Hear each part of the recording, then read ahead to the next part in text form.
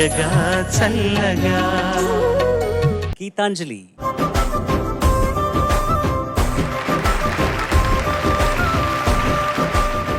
నువ్వు ఎప్పుడైనా fish tank కానీ ఏదైనా చెట్టు పెంచడం కానీ అట్లాంటి హ్యాబిట్స్ హాబీస్ ఏమైనా ఉన్నాయా? యా ఫిష్ ఫిష్ బట్ అవి పోతాయి కదా.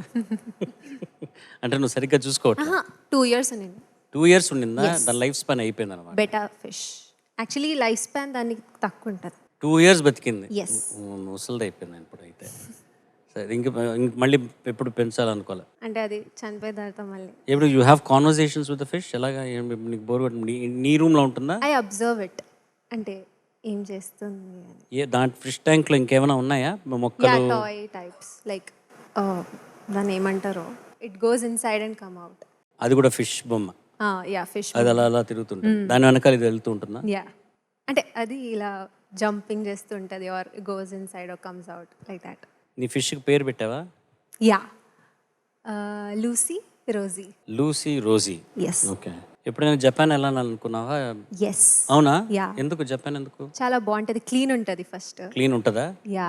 ఓకే. నువ్వు పాడబోయే పాట? నేను పాడబోయే పాట వచ్చే వచ్చే నల్ల మబ్బుల్లారా. All the best. Thank you sir.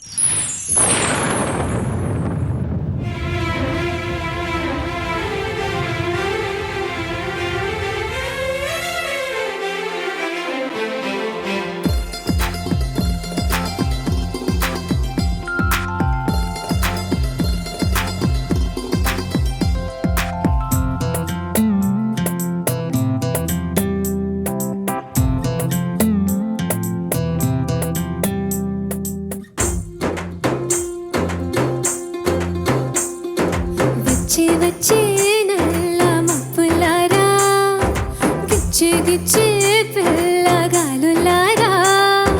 వచ్చే వచ్చే నల్ల మబ్బులారా, గిచ్చే గిచ్చే పిల్లగాలులారా.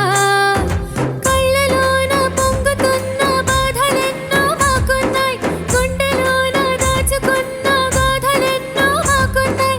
తీరుస్తారా బాధ తీరుస్తారా,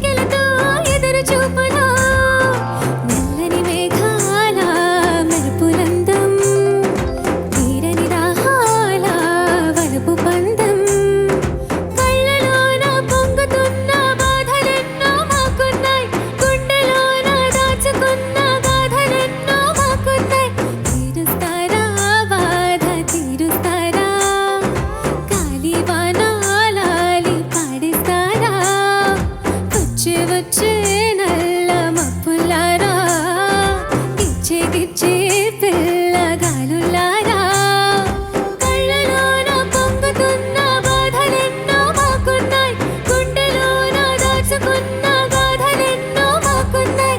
తీరుస్తారా బాధ తీరుస్తారా, గాలివాన లాలి పాడిస్తారా.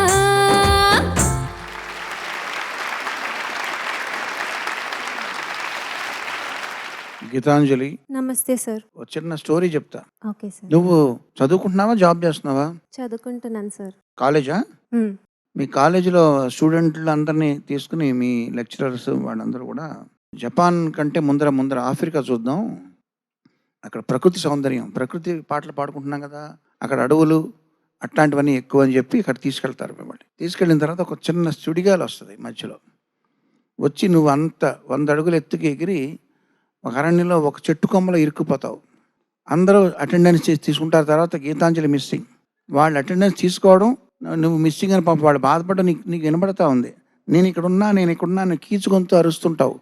కాకపోతే నీతో పాటు అక్కడ ఉన్న పక్షులు, ఇందాక అన్వేషణ సినిమాలో పాట పాడారే అట్లాగా గత సంచికలో, సో ఆ పక్షులు రకరకాల శబ్దాలు, అసలు ఆఫ్రికా పక్షులు రకరకాల శృతుల్లో రకరకాల రాగాల్లో అరుస్తుంటే ఆ అరుపుల్లో నీ అరుపు మిక్స్ అయిపోతుంది.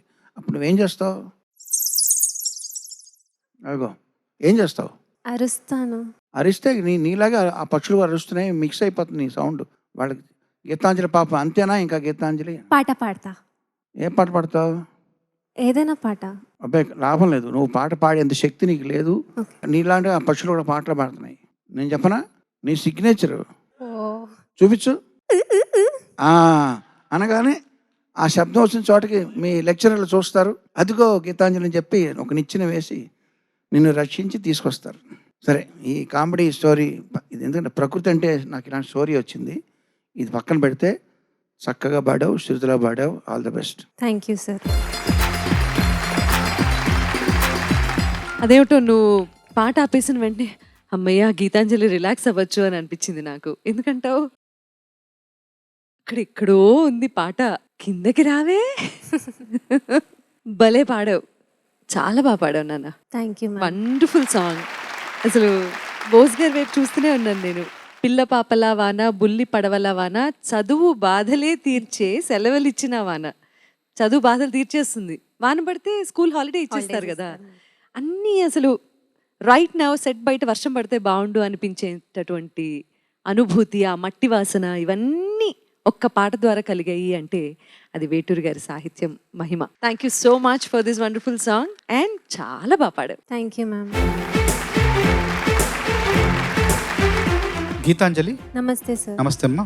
చాలా చాలా హుషారుగా అనిపించింది. తర్వాత పాడేప్పుడు నీ గొంతులో ఆ శ్రేయా ఘోషల్ గారికి ఉన్న మెరుపు నీలో కనిపించింది. మెరుపు ఉంటుంది ఆ గొంతులో, మెరుపు ఆ మెరుపు చాలా చాలా ప్రస్ఫుటంగా నిత్యం ఆ మెరుపు ఉంటూనే ఉంది. పాట మొత్తం చాలా బాగుంది. సునీత గారు చెప్పినట్టు వేటూరి గారి సాహిత్యం ఏంటంటే అంటే ఒక్కొక్క కోణం అన్నమాట. ఇప్పుడు మనకు 360 కోణాలు ఉంటాయి కదా.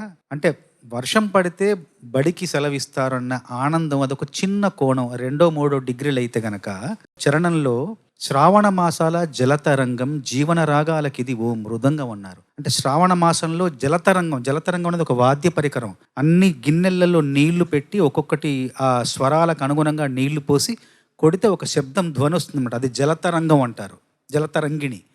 అది శ్రావణ మాసాల జలతరంగం, జీవన రాగాలకు అది ఒక మృదంగం అంటున్నాడు అనమాట. అంటే ఇది బడికి సెలవులు ఇచ్చేది 2వ డిగ్రీ అయితే ఇది 360 డిగ్రీ అనమాట.